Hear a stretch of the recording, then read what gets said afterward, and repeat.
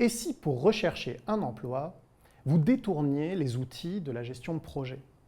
Aujourd'hui, je vous propose de détourner le post-mortem. Le post-mortem est un outil qui est utilisé en fin de projet. Il permet de faire le bilan sur le projet, se poser la question de qu'est-ce qui a fonctionné, qu'est-ce qui n'a pas fonctionné. Dans le cas de qu'est-ce qui a fonctionné, se poser la question de finalement comment est-ce que je peux refaire ça, recréer les mêmes conditions pour que la prochaine fois, dans un autre projet, ça fonctionne à nouveau. Et également, dans ce qui n'a pas fonctionné, qu'est-ce que je peux mettre en place, en amont, qui permettra d'éviter les mêmes écueils lors du prochain projet. En recherche d'emploi, c'est exactement pareil. Le post-mortem est très utile car il permet à la fin de chaque expérience professionnelle de se poser la question de qu'est-ce qui a bien marché, qu'est-ce qui n'a pas bien marché, et de se poser la question de qu'est-ce que je peux réutiliser, qu'est-ce que je peux tirer comme enseignement de tout ça.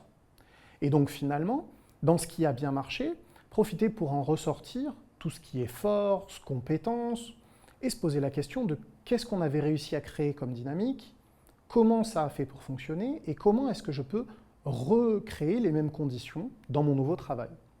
Dans ce qui n'a pas fonctionné, cela peut vous permettre d'identifier ce dont vous ne voulez plus dans votre nouvel emploi, identifier certains de vos défauts qui peuvent être gênants, et également certaines lacunes. À partir de là, eh bien, cela vous donne la possibilité de les corriger pour le prochain emploi. Finalement, tout ça, ça va vous permettre, principalement, d'en ressortir l'ensemble de vos forces et l'ensemble de vos compétences. Mieux que ça va vous permettre d'aller en tirer des exemples réels qui vous permettront, lorsque vous serez face à un recruteur ou à un manager, de lui expliquer ce que vous entendez, par exemple par le mot « rigoureux ». Parce que rigoureux n'est qu'un mot, et tout le monde peut y associer une définition réellement différente. À quel point êtes-vous rigoureux? À quel point cela est inscrit dans votre ADN? Si vous prenez un exemple en venant dire justement ce qu'il s'est passé lors de votre dernière expérience et en quoi vous étiez rigoureux, vous allez vous rendre compte qu'immédiatement, le recruteur va se faire une bien meilleure idée de à quel point vous êtes rigoureux et est-ce que c'est quelque chose d'important ou non pour lui. Trouver ces exemples est extrêmement important.